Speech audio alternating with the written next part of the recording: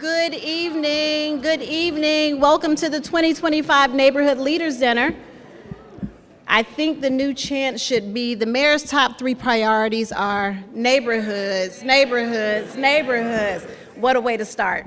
Good evening, my name is Kim Douglas. I am Director for the Department of Neighborhoods. And I bring you greetings on behalf of the amazing mayor that we are here to hear about his budget tonight. And I will go right into the program because I know that we have a lot to celebrate here tonight and you all have questions. I would like to start by what we do every year at these Neighborhood Leaders Dinners, and that is recognize our area commissions that have milestone anniversaries. And tonight we have 2 of those to bring to the podium. The first will be our, I'm looking for Vangela, Greater Southeast Area Commission.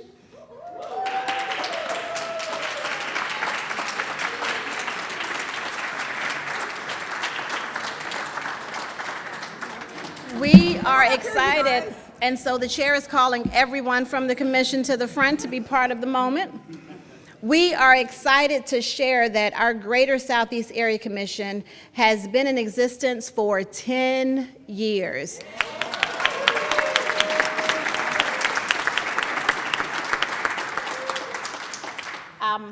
Chair Barnes, would you like to say a few words as we move on the program?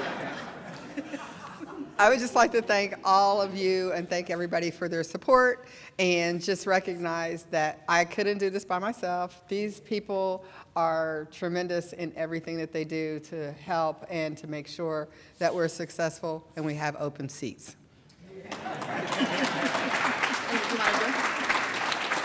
Mayor, would you join us for a picture? Thank you. What's best? Just gather? Here we go. Come on.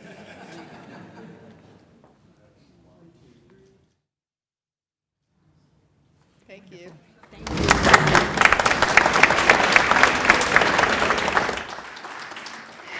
And our second area commission that not only has a milestone tonight, but we're taking a moment to pause in our community to give recognition to not just someone, but someone that has been supported throughout the years. We are recognizing that our Milo Grogan Area Commission has been officially on the books with legislation for 25 years, but we know that the work started way before that.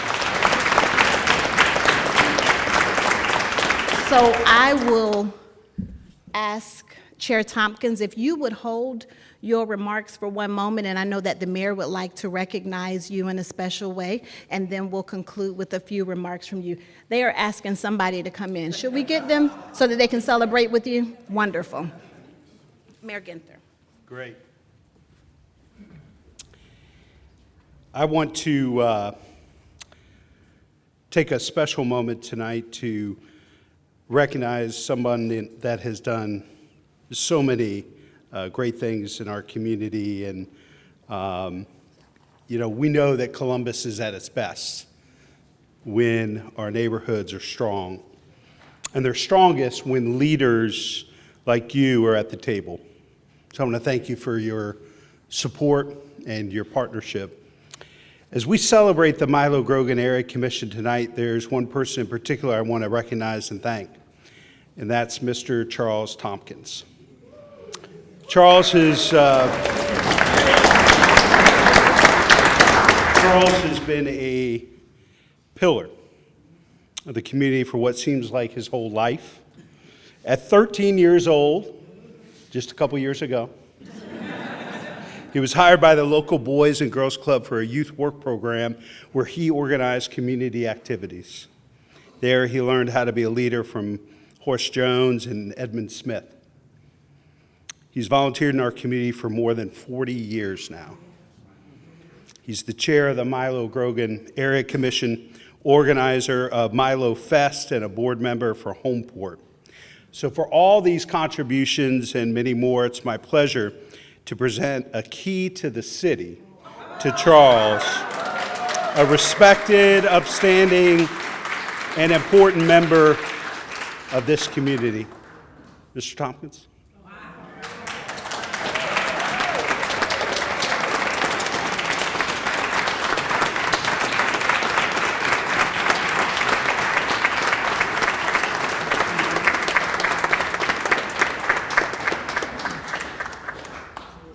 Wow. Wow. You know, on June the 25th, they did a lifetime achievement celebration for me. But it was when he walked through the doors that really got to me, because I didn't know he was coming.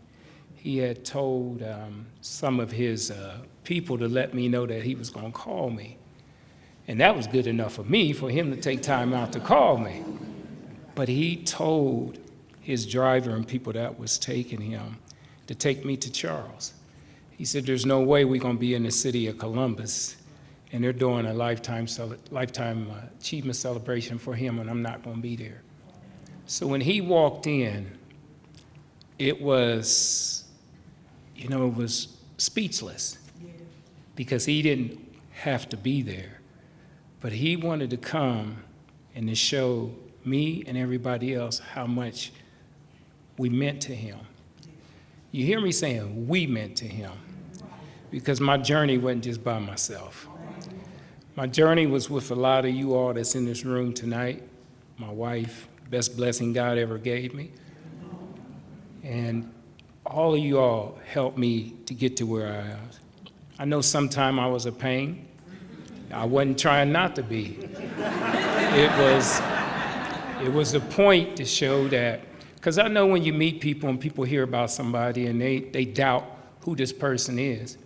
They don't believe that there's people actually walking this earth that wake up every day just to serve. They think that you have a motive. My motive is to make sure that tomorrow we do something else for somebody else. I learned a long time ago, if you can count how many times you did something for somebody, you haven't done enough.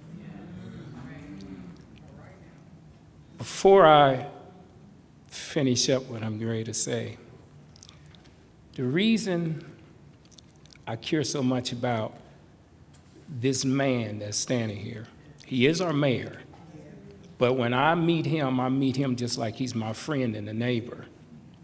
The reason I care about him as much as I do is because the very first day I met him, years ago, we were standing there. It was me, it was a guy that was a janitor, and some other guy that did some other kind of work. And I was standing there with a friend of mine that was one of the richest people in the city. When he walked up, he knew who the gentleman was, but it didn't matter to him. He treated all of us the same way. He shook my hand, he hugged me, he shook the other people's hand and hugged them. It didn't matter to him how big your pockets was or what you had to brag about. To him, it was about the people. He didn't see that my skin was different than his. He saw me.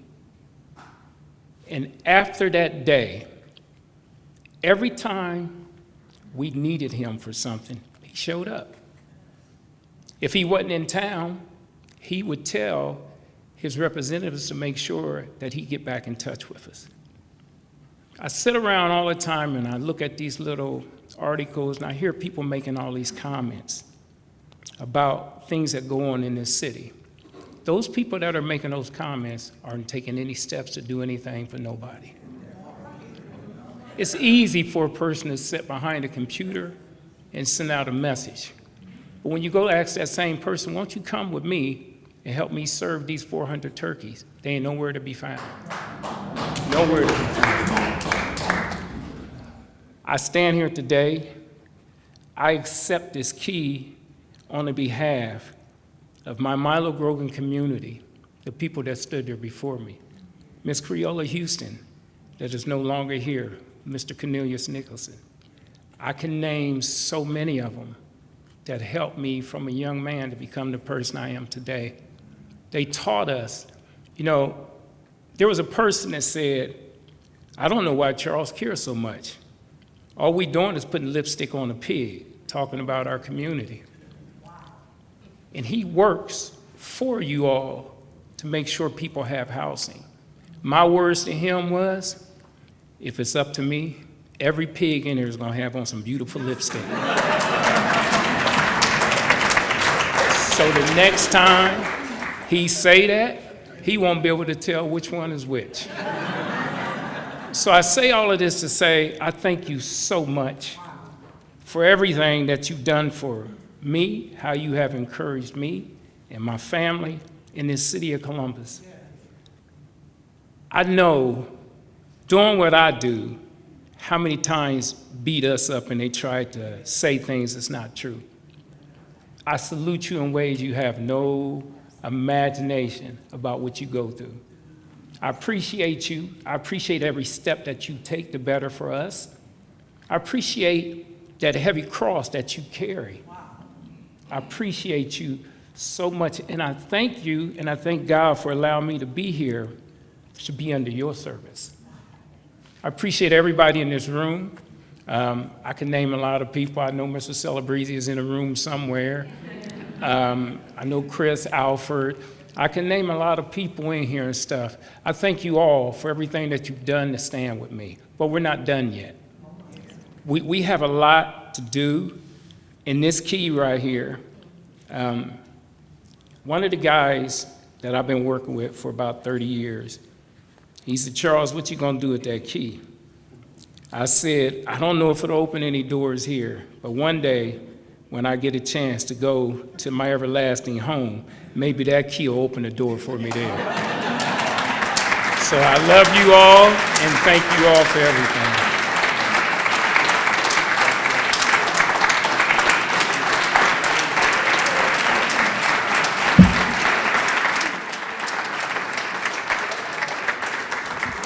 Mr. Tompkins, could I have you and your guests to come and get a picture with the mayor? First you, and then we'll have who you.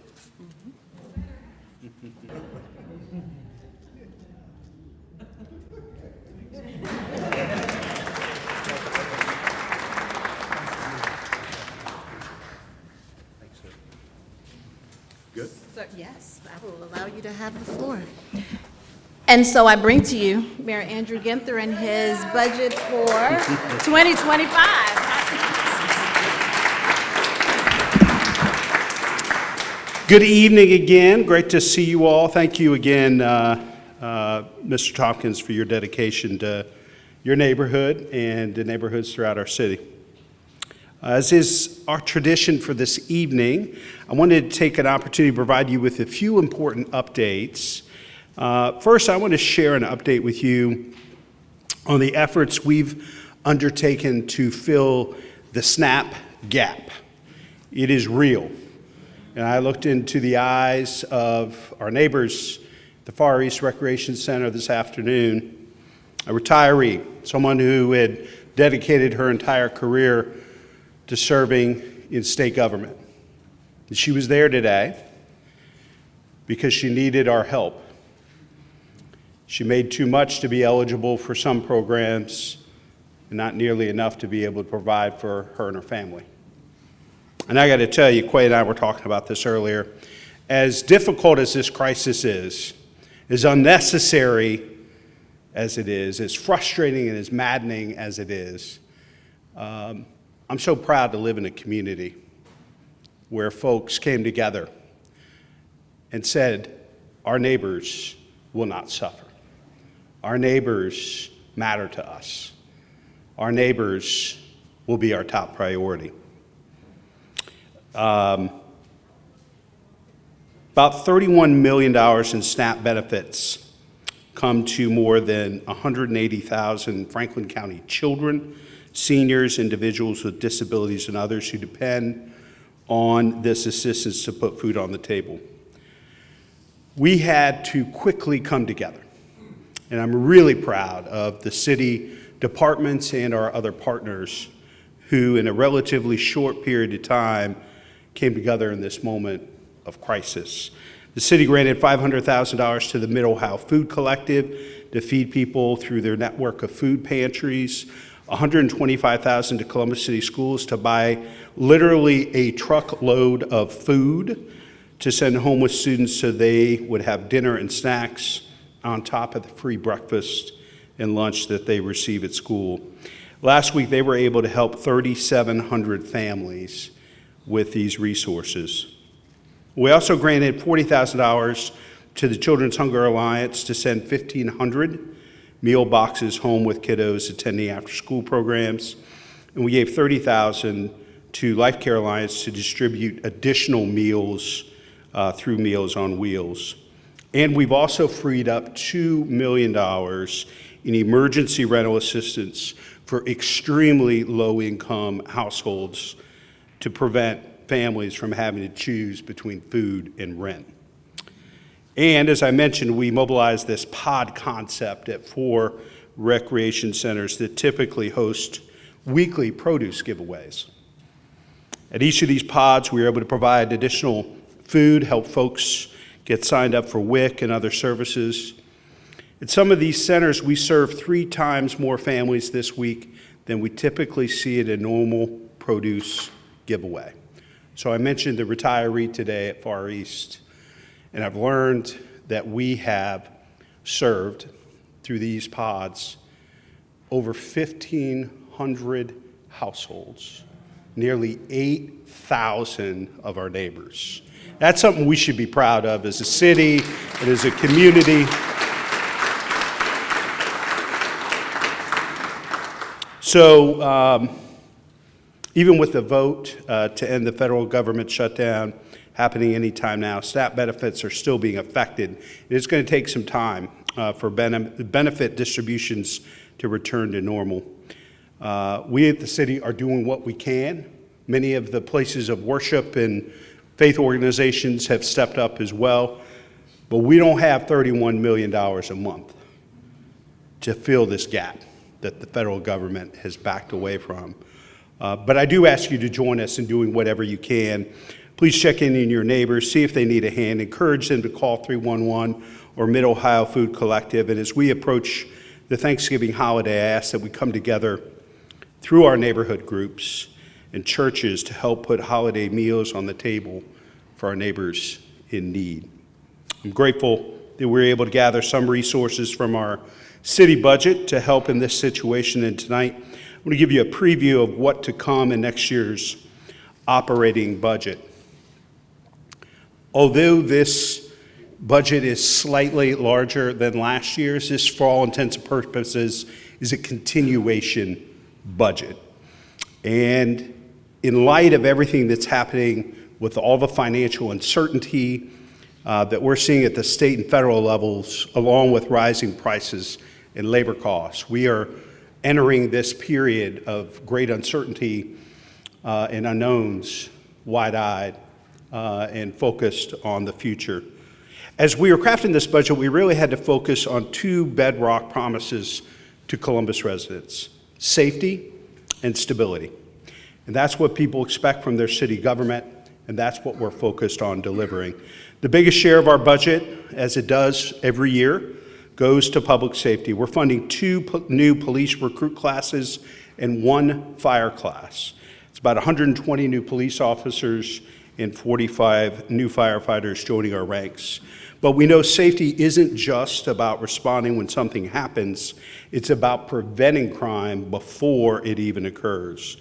And that's why we're investing in programs that you all know very well and are big advocates for: Safe Streets, Project Moonlight, and the non-fatal shooting pilot that we announced today. Some incredible work that has taken place in Linden and Milo Grogan in helping to reduce violent crime and homicides. We're at the lowest point since 2007 with respect to homicides and violent crime in our community, and that's because of everybody in this room working together with the police to make our community safer.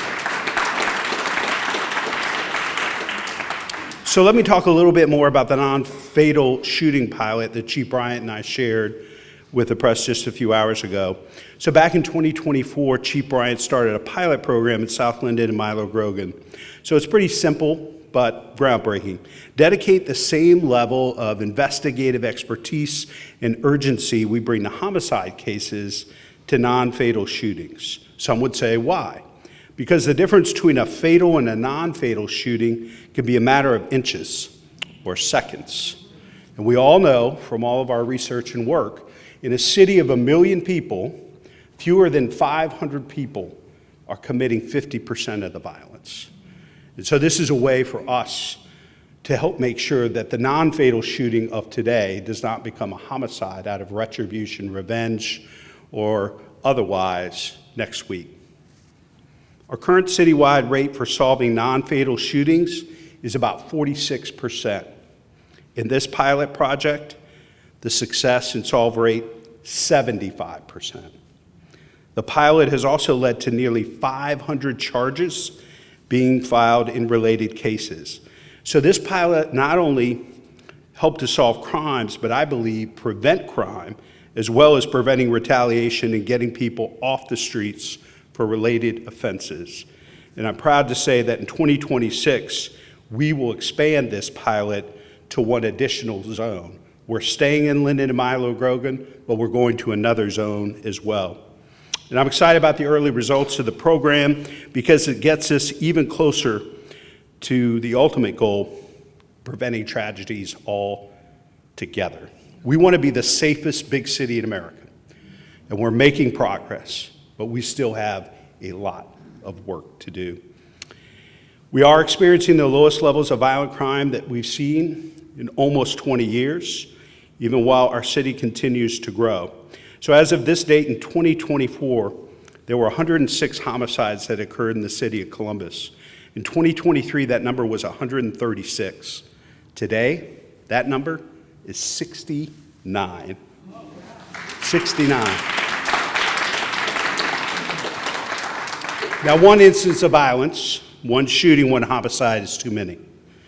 But we all can be incredibly proud of the great work being led by Chief Bryant and being done by the Columbus Division of Police. The men and women of the Office of Violence Prevention and our community partners to make Columbus the safest it's ever been. So I've talked a lot about safety, but transitioning back to our 2026 budget, the city can't be safe if families don't have a safe and stable place to call home. That's why for the first time ever in this budget, Columbus will put its own local dollars into emergency rental assistance through a $6.5 million resilient housing initiative that will help prevent families from falling into homelessness. Because we know this isn't just about, moms and dads.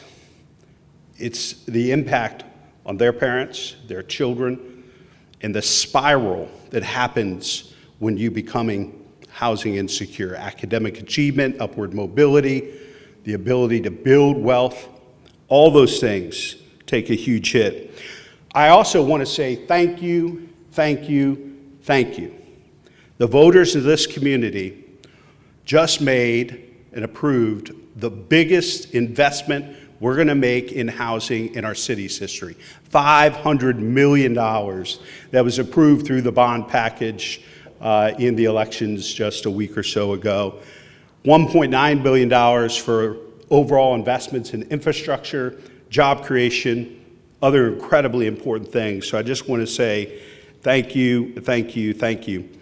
So besides safety and stability, the third focus of the budget is really on bread and butter city services, operation of our pools, parks, and rec centers so everyone has access to green space and fitness and enrichment opportunities, building and repairing and redesigning our streets, bridges and bikeways to get us where we're going, and to bring dangerous traffic crashes down to zero.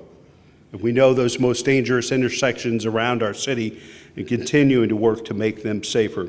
Collecting trash and recycling so we can keep Columbus neighborhoods beautiful, clean, and safe, providing clean water and reliable power to keep our city running.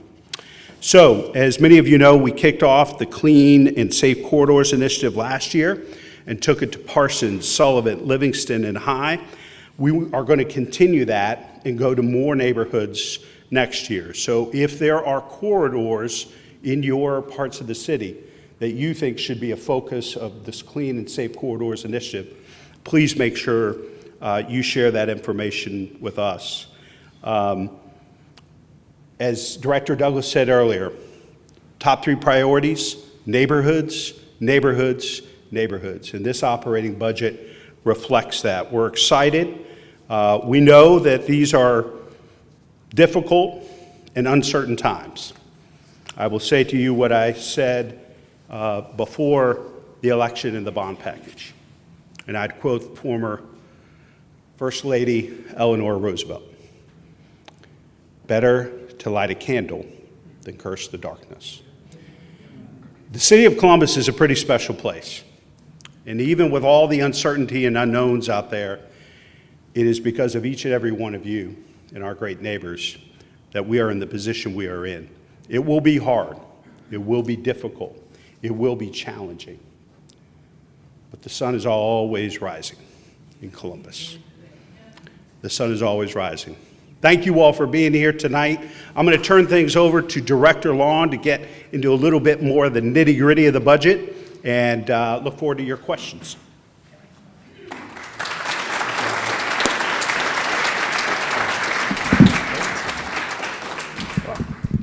Thank you, Mayor. Thank you all for being here as well.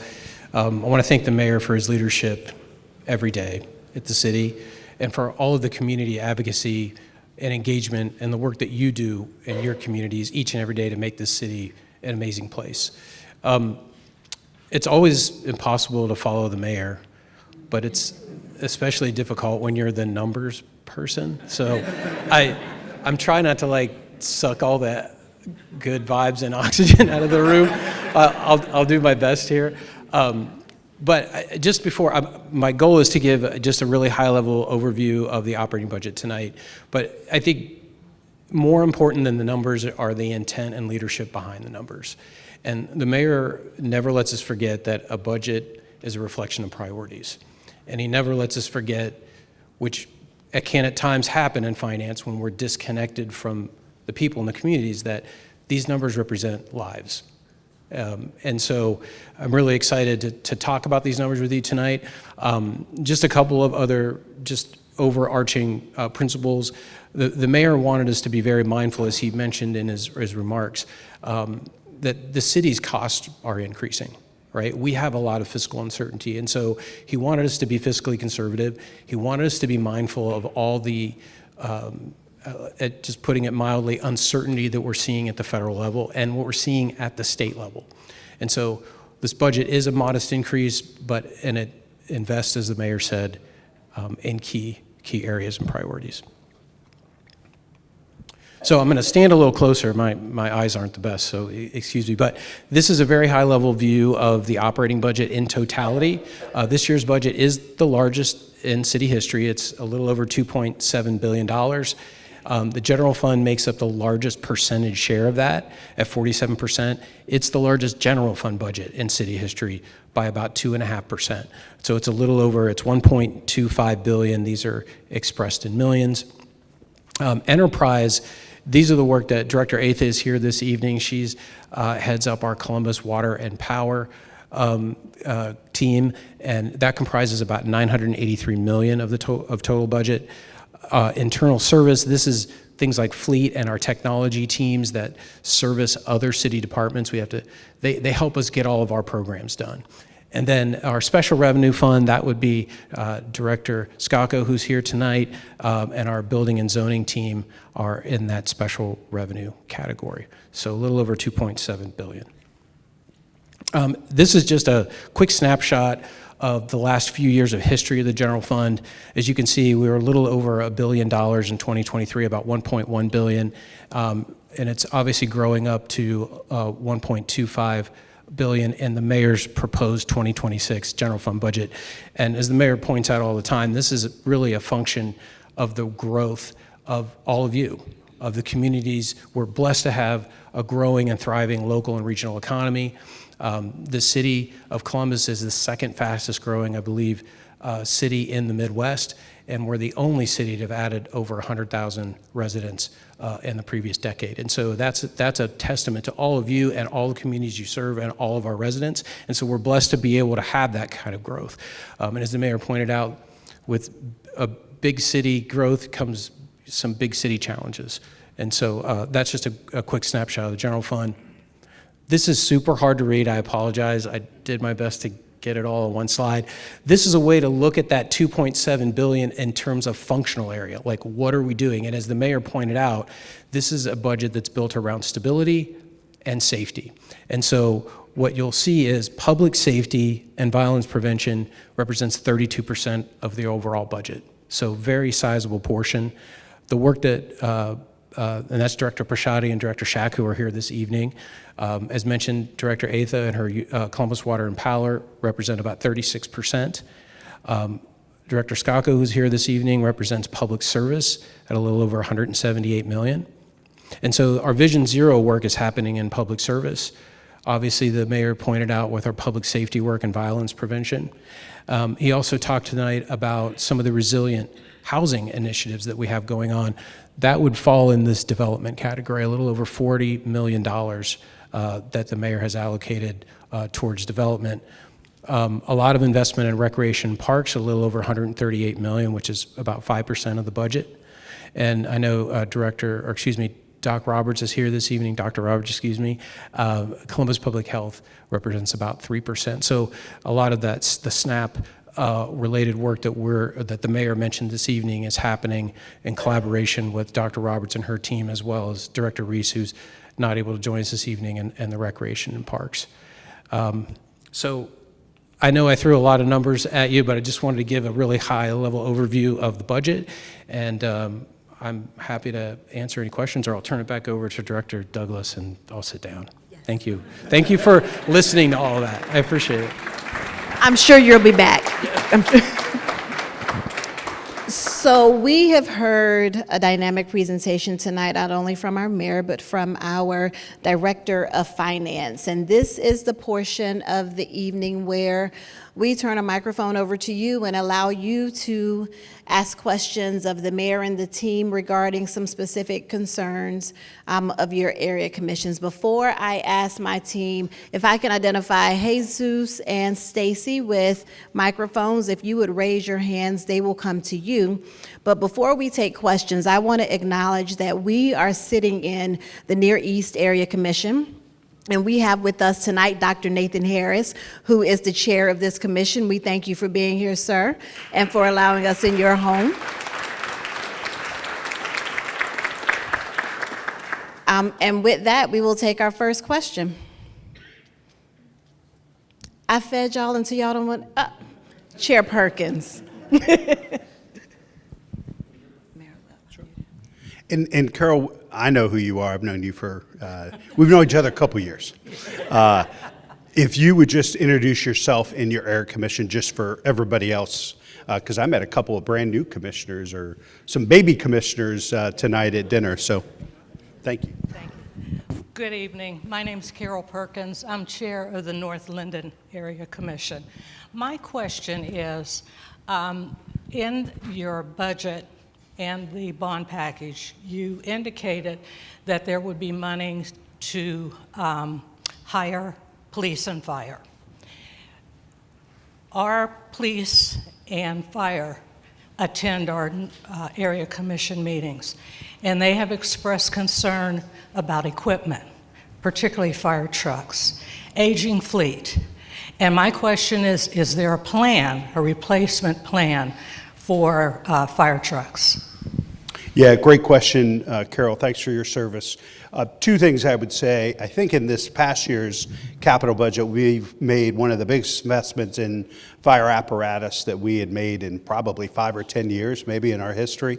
And a big part of the bond package that was voted on included money for, I'm trying to remember how much for fire apparatus was in the request. Overall was $250 million for safety. I think I'm checking my finances. Yeah. So a significant commitment to fire apparatus specifically in this year's capital budget, and then as part of the bond package, because we absolutely know that, especially as we continue to grow, we have to continue to invest in fire apparatus to make sure they have what they need. Because a lot of folks don't realize that about 85%, Director Bisciotti, of our calls for service out of fire are for EMS. It's really the division of EMS and fire. And so critically important work that they do when there's a call for service for fire, but very, very important. If 85% of those calls are for EMS, that we make sure we have good equipment. Appreciate the question.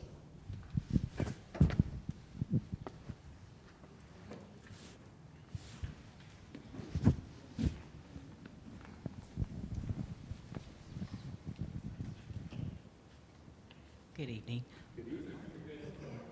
Can you hear me? Okay, perfect. Good evening. My name is Felisa Saunders. I'm the chair for the Mid-East Area Commission, the MAC.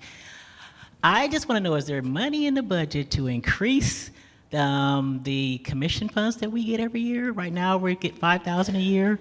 We're in the trenches. We're out there making things happen, so we need more money.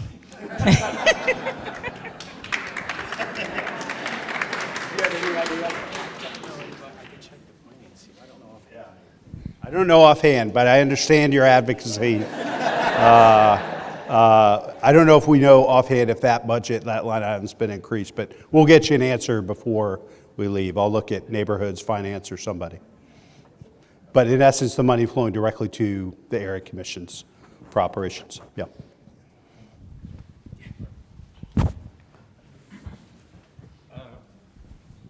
Test. Charles Tompkins, Milo Grogan, Area Commission. I have a question about Parker Rex.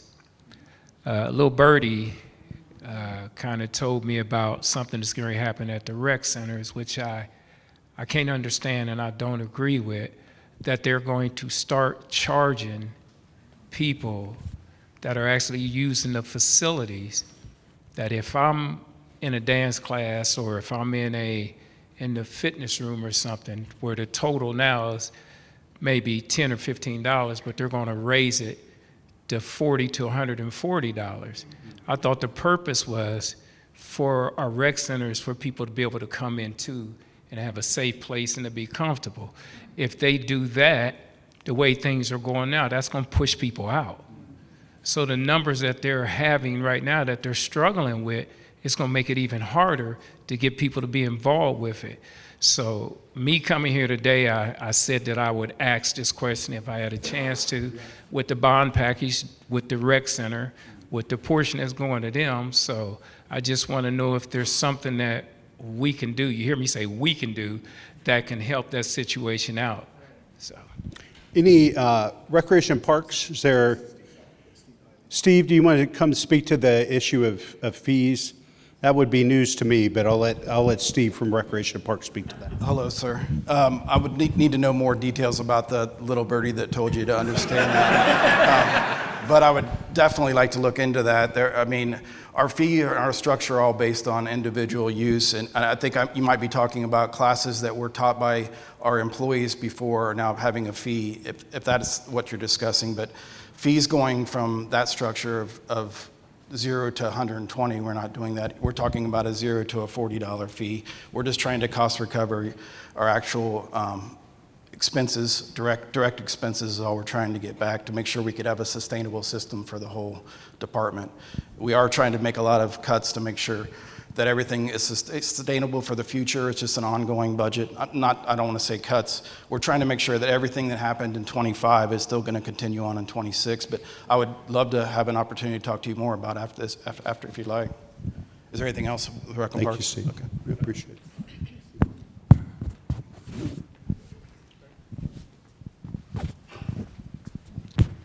Yes, since you got all this extra money now that I didn't vote for, why don't you come up with a building for us to use, the ones that do the Firefighters for Kids toy drive, to hand out? So we're not scrambling every year for Mike to find a place that we can hand these toys out.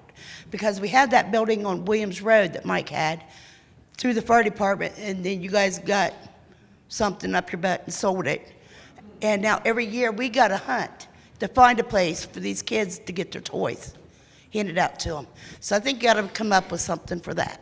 We'll be happy to work with you on that. And I'll ask Director Long, who heads up finance and facilities, to follow up with you to see if we can find a more permanent place. We'd love to work with you on that, and they're a great partner of ours.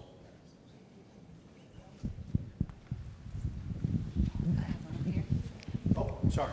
Quick question to piggyback off of your question was, with the amount of money that's going into the budget for police and fire, have we thought about the city's increased so much in size over the last decade, but have the amount of police officers and the amount of firefighters that we have those increased? And if not, I think there's a desperate need for it.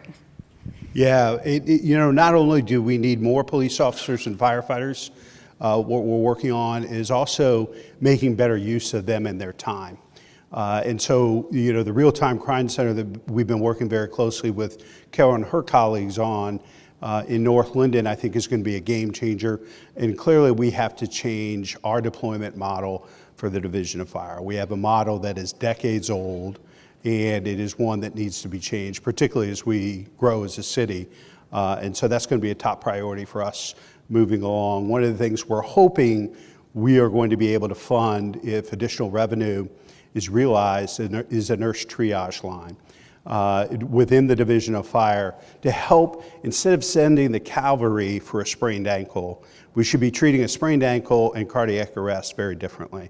And currently, we can be doing a lot more there so that we're not spreading, fire and EMS so thin, and that we can improve our response times to places throughout the city.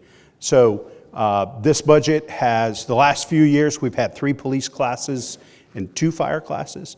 And this year, based on what we have, it'll be 2 police classes and 1 fire class. But my goal is to get more police officers and firefighters on the street than ever before. We still have some more work to do there because every year cops and firefighters retire. So you need to replace them and add classes. So that's one of the things that we're going to continue to work on. But our investments in police and fire classes in the last 4 years have been the biggest in the city's history. Yeah. Good evening. My name is Buzz Thomas. I'm a commissioner with the Far South Area Commission. Thank you, Mr. Mayor, for being here. We have, in the last year, the zoning committee has given our okay to well over 1,000 units. And what we're finding and the feedback that we're getting from neighborhood residents is, you're putting up all these apartments, that's great, but they're done without sidewalks. They're in neighborhoods, Southfield, Long Parsons Avenue, where kids have to walk on the berm when they're going to get the bus. We have a concern that that developers are not being required to add to the infrastructure. That's one thing. The other thing is, a couple of years ago on the far south side, we had a terrible problem with electricity going out. And AEP came out publicly and said that they were going to do something about the grid sometime within the next 10 years. So if we're having all of these new units coming online, drawing from the grid, is there a plan? We had AEP come to one of our meetings and stand in front of us and tell her, when we talked about new businesses that are coming down there, data centers, for example, that are really drawing a great deal from the grid. So that is one of the biggest things, is there doesn't seem to be a coordination between, we say okay within the parameters of what we can do with zoning, but traffic, a whole different ballgame to do this part of it. And one of the other things that came up is someone from CODA, when they passed the CODA levy, came and talked to us and basically told us that money was going every place but the south side, and that we had sometime within the next 10 years that we'd see some benefit. So citizens on the south side are, why should I vote for it if I'm not going to get anything? And perhaps it represents an inferiority complex, but I guarantee you, we feel like we're the bottom of the shoe. You can do it for Linden, you can do it for North, you can do it for East, but when it comes to the South Side, we are last on the list. And I can tell you that our community is annoyed with that part of it. So anyway, thank you very much for listening. I appreciate it. Yeah, I think a couple of different things. I think if you look at the last 5 or 6 years of capital budgets, there have been some pretty significant investments into Marion Franklin, both the pool, the recreation center, into sidewalks and other infrastructure on the south side. Clearly, we're going to be doing more. And we want to really focus on neighborhoods, in our opinion, that have focused the greatest amount of disinvestment and lack of attention over time. And so I unapologetically have made Linden, the Hilltop, and Eastland top priorities. That isn't to say that we don't care about other neighborhoods throughout the city. We're going to continue to invest there. And if there are additional ideas for the south side, we're all ears.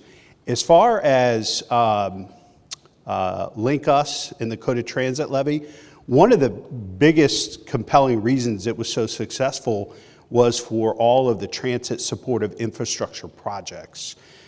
So everything from sidewalks to bike trails to other top priority projects. So Kelly Scacco, our Director of Public Service, is here, and I'll make sure she follows up with you, because I cannot believe that transit supportive infrastructure is not going to touch the south side of Columbus in the next 10 years. So maybe that person misspoke or provided incomplete information, but we'll make sure that Director Scacco provides that. And the Director Atha is our Director of Power and Water. I almost said utilities.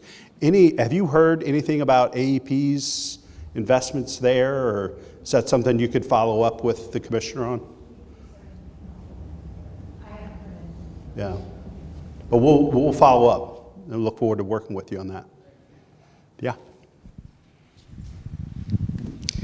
Hey, Mayor. Thomas Wynn from the Westland Area Commission. I feel for my brother over there from the south side.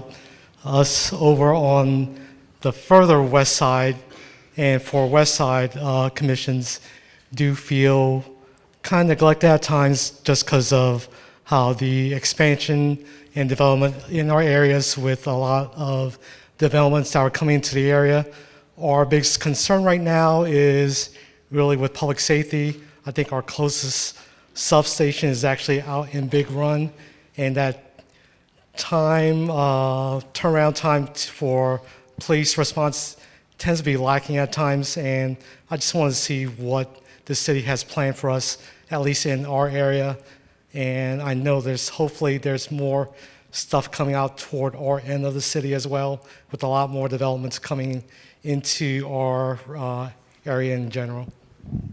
And I think we were together at the playground and park dedication there across from Mental Memorial earlier this year. So more to come there. If there's an issue with response times, Director Kate Pisciotti is our Director of Public Safety here tonight.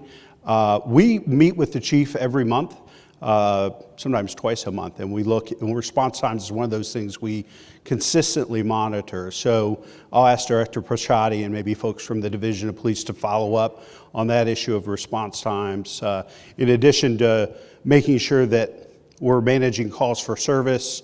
We're continuing to manage our mutual aid agreements with other townships and municipalities. Response times is one of those things that we are very much top of mind. So if there's something more we could be doing there, I'll ask Director Pisciotti to follow up. B. Tober, North Central Area Commission. I want to thank all of our city leaders for being here tonight. My concern is, I know that we said we want neighborhoods, and we know that we said if we build, they will come. And as we build and they will come, knowing with Director Atha, knowing that the water and power is very important. So the sustainability and what we have under the ground, to me, is extremely important, because if we can't get all the stuff moving in the right direction and all the things going the right way, and I know that we're building a new plant, but until that time, such time as that plant get built, we really need to deal with the amount of homes and apartments that are going up now, because people are really starting to complain, whether it's true or untrue. Things are starting to seem slowed down, they're starting to be backed up, and it seems like there's more complaints. And I know that in the Department of, Is it water pressure? Is it flooding? What are the complaints that you're hearing? they're saying a little bit of both. That, Okay. Yeah, they really are. And they're very concerned that with the amount of density that we're looking at, and it's so fast that we're not moving fast enough. And as far as the employees, that we don't have enough employees to make all this happen in a timely manner. So, Yeah. and I see that we've got some added to our budget, but that's a real concern that we need to hear, that something is being done so that we can then pass it on to those that are coming at us about what are we going to do. Yeah, it couldn't be more important, and that's why the bond package was so important. We have to build this fourth water plant, and we've got to do it now. We're going to continue to grow. We need 200,000 more housing units in this region in the next 10 years. And I've raised my hand and said we're going to do 100,000 of them inside the city of Columbus. Because if we don't do that, our kids aren't going to be able to afford to live here. And I believe passionately that whatever you do for a living, if you work in this city, you ought to be able to afford to live here. And the number one driver of affordability is the supply crisis. We haven't built enough units since before the Great Recession, but have continued to grow as a community. So you go back to Econ 101, if your supply is flat and your demand continues to grow, we got way too many kids living in their parents' basements with college educations and a certain amount of debt because they can't afford rent, and they certainly can't claw up that 20% down payment that they need. And we have seniors being priced out of their neighborhoods. The only way we deal with this, if we want to reduce homelessness, if we want to make sure seniors can age in place in the neighborhoods of their choice, we have to build more units. And part of that is, changing our zoning code. We're updating our zoning code, as you all know, for the first time in 70 years. Think about what in Columbus is the same as it was 70 years ago. It was an albatross holding us back, and it was one of the reasons that contributed to the supply crisis we have right now. But I'll have Director Atha follow up from Power and Water on the complaints you're hearing about pressure and flooding, backups, any of those types of things. But that's what we're trying to prevent, because, by the way, growth is coming. It's not up for discussion, it's not up for debate, it's not a theory, it is real. So how do we grow the right way, in a purposeful and intentional way, so that all of our neighbors have a safe place that they can afford to call home? Hi, I'm Keith Dowling, I'm the Zone Chair for the Far East Area Commission. I got a couple multiple questions. Number one, the MAC has, I'm not knocking on you, MAC, has 2 recreations in their community. And if the Eastland project goes in and get another rec center, it's gonna be 3 total. The Far East area has 0.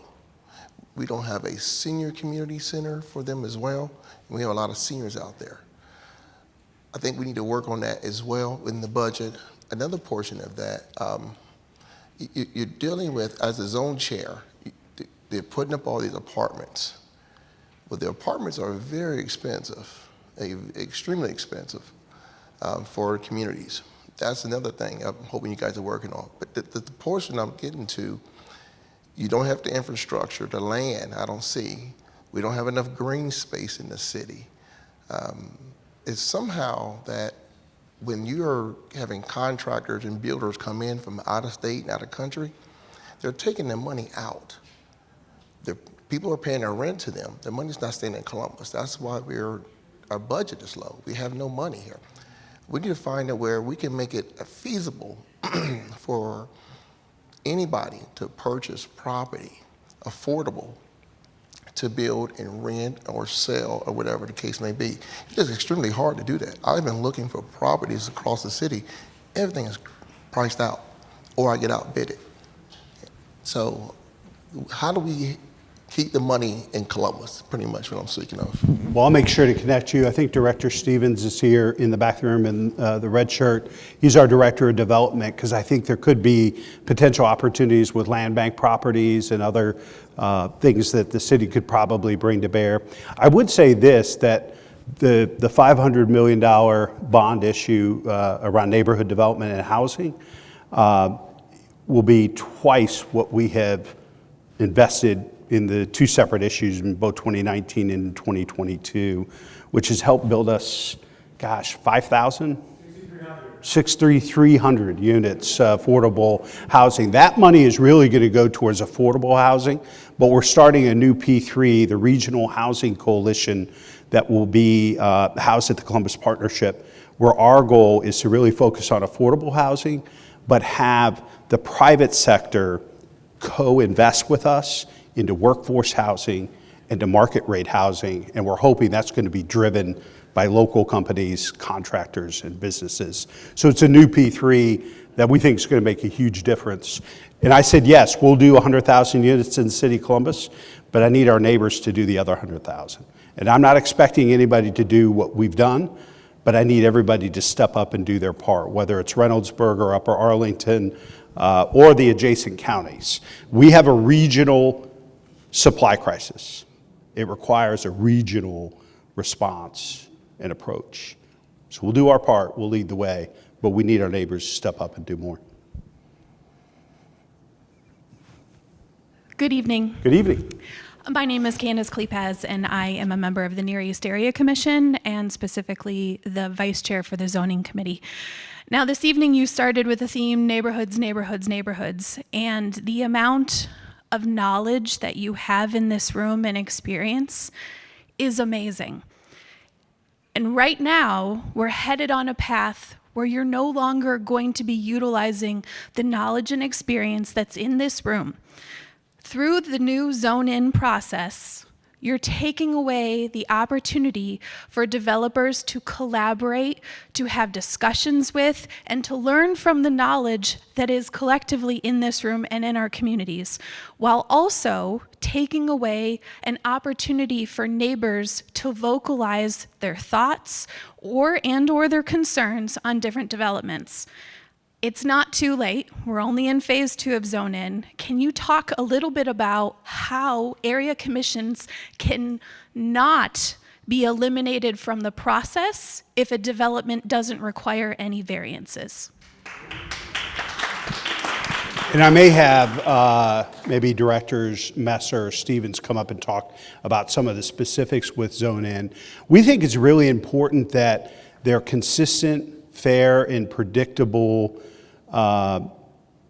land use policies across the city. And this in no way, shape, or form is meant to cut anybody out, but it's to provide more clarity, consistency, and predictability across the city. And updating this zoning code is critically important to our goals around housing. The old code, just think about this for a second, along major link us corridors. Old code, we were going to build about 8,000 units over the next 10 years. These are some of the busiest, highest traffic transit corridors in the city.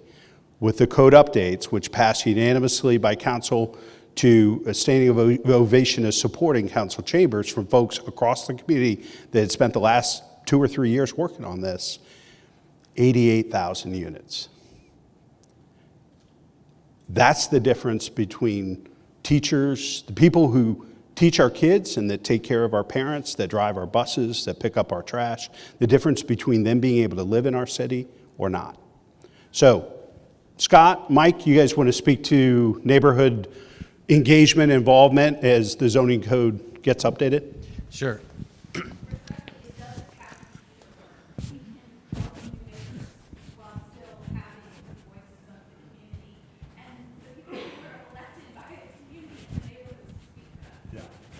Well, first of all, let me say that I totally understand where you're coming from, and I can understand why change and what the zone-in process is bringing to the table is causing some anxiety and some concern about your voices being heard. So let me just say that, echo that we understand where you're coming from. But it truly is a situation where we're trying to strike the right balance, right, between the development, as the mayor said, that we absolutely need in the city around housing, and time is a concern. We don't need it 2-3 years from now. We needed it 2 or 3 years ago. So we're really trying to make it easier for these projects to happen in our city, but at the same time, we want them to happen responsibly. And so what we're doing is we're trying with Zone In to work in the concerns that communities typically had to do project after project after project, putting those up front into the code, making sure that Director Stevens and his planning team are working right now to make sure that we're looking at land use recommendations across the city, the standards that developers would have to adhere to avoid a zoning variance or a rezoning process. We're baking those standards into the code to make those standards have to happen. So while I appreciate the sense that maybe you don't have a voice in some of these one-by-one projects, what we're trying to do is put that voice up front. We're trying to make these projects have to be developed responsibly in the way that a lot of the communities have had to bargain for and negotiate for in the past. But in terms of exactly how, as Zone In transpires and as we get deeper into the neighborhoods, how the voices and the opportunities of groups and neighborhood teams like yourself are heard, we want to make sure that we are also considerate of that and talk about that and think about that. So this concern that you're raising is not something we're not hearing, and it's things that we're discussing on our side as well as to how do we ensure that those voices are continued to be heard. We have time for about 3 more questions. I have seen Ms. Tompkins, this hand, and then in my matching hat and glasses here, and then we'll close out so that the mayor has an opportunity to network a bit more. Hi, my name is Melissa Tompkins. I'm Vice Chair, Milo Grogan Area Commission. And Mayor Ginther, conversations that we have as far as building, we understand that we do need more houses to grow. But what we've been finding is some of our new builds that's getting a 15-year tax abatements are ending up being permitted as short-term rentals. And so they're actually not helping with the housing crisis that we're in. Excuse me. We have entire apartment buildings that are being purchased by investors, and they're turning into short-term rentals. As we look towards our growth, I would like to recommend incentives for those property owners that keep the long-term renters who have affordable housing in place. There's no incentive for them to keep the people who help stabilize our neighborhoods right now. So it's more attractive to turn it into short-term rentals, and I just wanted to bring that to your attention.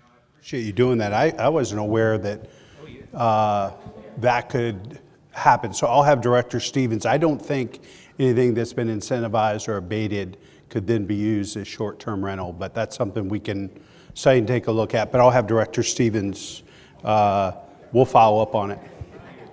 And if there's additional changes we need to make or enforcement we need to do, we'll do that. And actually, let me make sure we have an opportunity to hear from an array of concerns.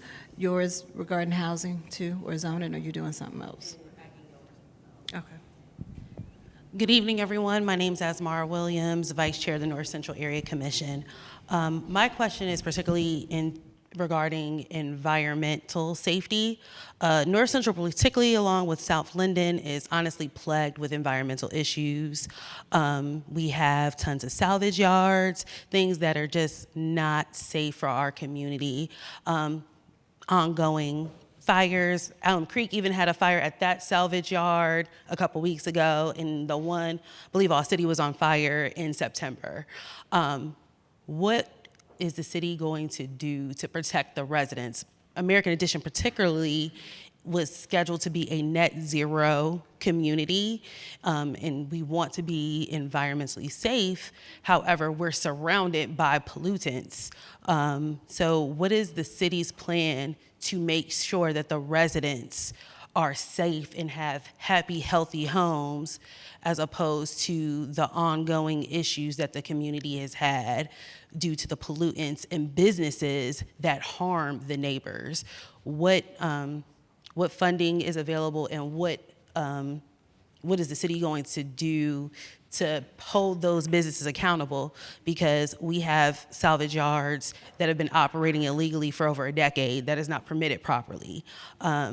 That's a harm to the community. So what are we doing to protect the residents? Director Messer, I don't know if Dr. Roberts, if you want to add anything else about what health or BZS is doing around enforcement.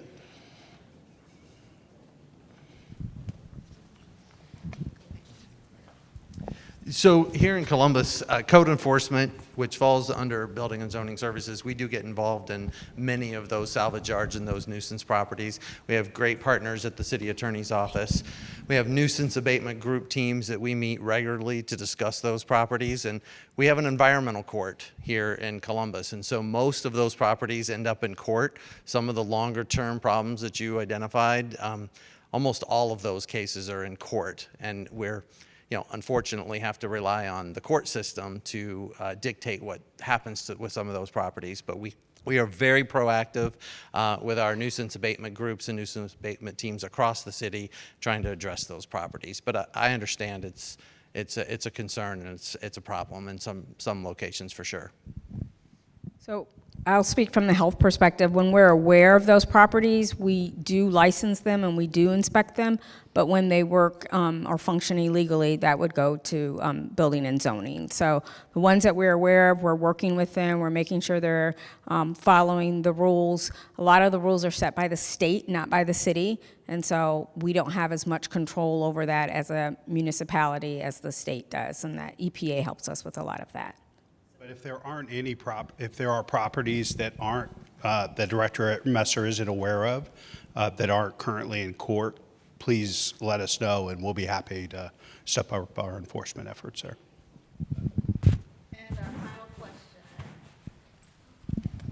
Hello, my name is Melody Cook, new commissioner for North Central Area Commission, Devon Triangle.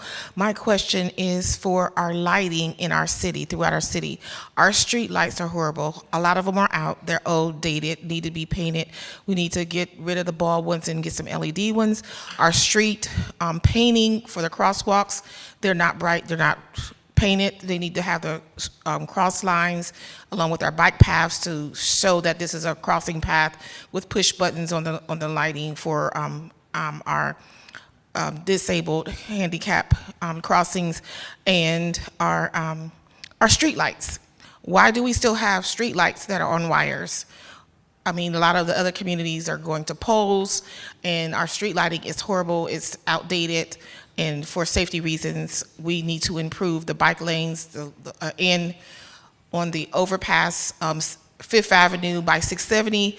If there's a lot of accidents along with the other overpass, to have ballards put in the middle for safety reasons, or some kind of concrete barriers in the middle, the double yellow lines with the construction in our street improvement on East Fifth Avenue in North Central area is a major area that needs improving. And Americrest Joyce Avenue, as she was speaking with the environmental area, you're building a 650,000 square foot, 2 industrial buildings over there, and there's no traffic pattern to take in all that traffic, because we got Rumpke, we have Plaskolite, we have Amazon, and there's a lot of pollutants, and then we don't have traffic infrastructure to handle that. Well, if you missed my State of the City, you missed my exciting announcement about streetlights. And there was one person that got very, very excited at the State of the City address about streetlights. So I'm going to ask Director Atha to give an update on that, because I think we have an incredible opportunity to light up neighborhoods much faster through a partnership that we're considering right now. So I'll have her give an update on that. And then Director Skako, who's in the back, I'll make sure she connects with you.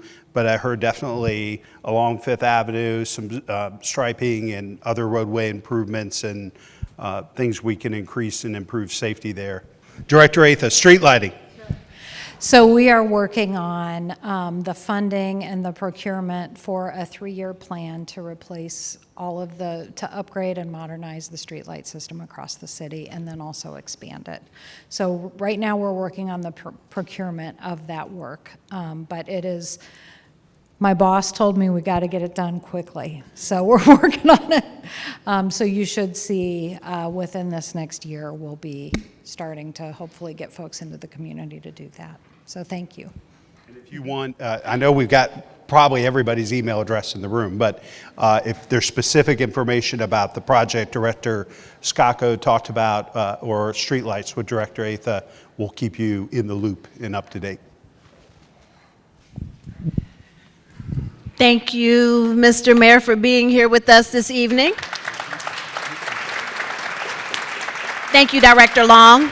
Thank you for extending your time here with us. We know how important it is for the community to be able to have time and to be able to ask questions. So thank you for making time and then giving extra time. I also want to say thank you to my colleagues for being here and always being so supportive of the Neighborhood Leaders Dinner. The Department of Neighborhoods does a lot to put this on, but it is supported every year by my colleagues, and I am grateful to have you all in the room to answer the questions. And so if that is all for the evening, thank you all for coming out.